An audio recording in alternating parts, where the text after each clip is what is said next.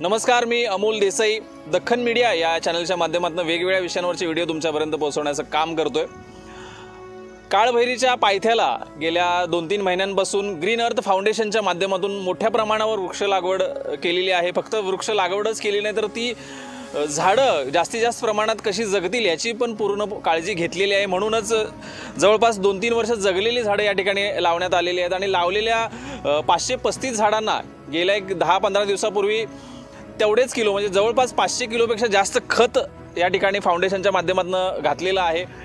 पण दुर्दैवी घटना अशी घडली आहे म्हणून आज आम्ही सगळे इथं आलोय। माझ्यासोबत इथले वन अधिकारी आहेत, बेळगुद्री सर आहेत ग्रीन अर्थ फाउंडेशनचे।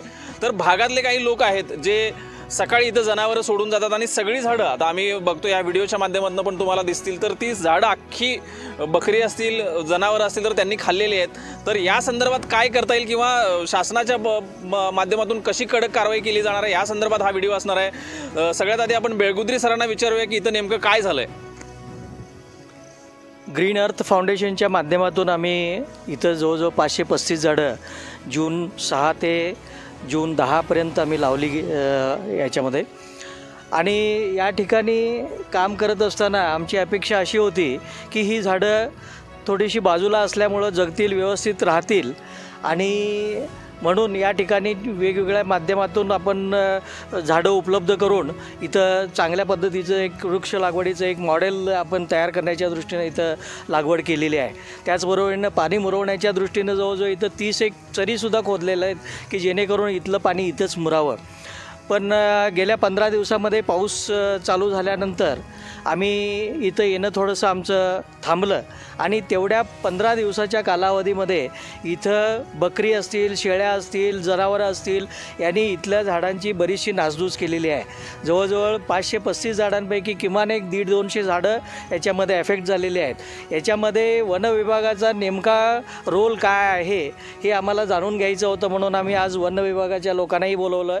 वन विभागाच्या जमिनीमध्ये चराई बंदी असतानासुद्धा इथं चराई होत असेल तर ती ही गंभीर बाब आहे आणि हे आम्ही त्यांच्या निदर्शनास आणून दिलेलं आहे। आणि या अगोदर किंवा याच्यानंतरही चराई बंदी जी प्रकर्षानं आणि प्रामुख्यानं राबवली जायला पाहिजे ती राबवली जावी ही आमची अपेक्षा आहे। याच्यामध्ये कुठल्याही प्रकारचं हैगय होता कामा नये। त्यांच्यावर जर सांगून ऐकत नसतील तर त्या लोकांच्यावर सक्त कारवाई करण्याच्या दृष्टीनं त्यांनी पावलं उचलावीत एवढी अपेक्षा आमची आहे।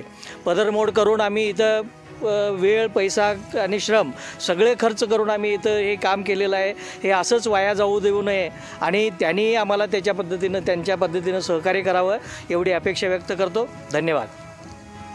तर या अशा पद्धतीच्या घटना घडू नयेत म्हणून आपण काय करणार आहोत?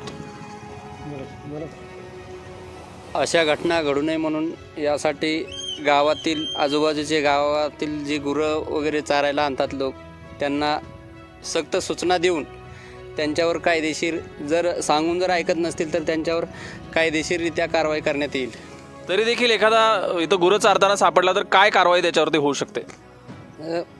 कायद्यानुसार त्यांच्यावर कारवाई करून FIR सोडून त्यांना एक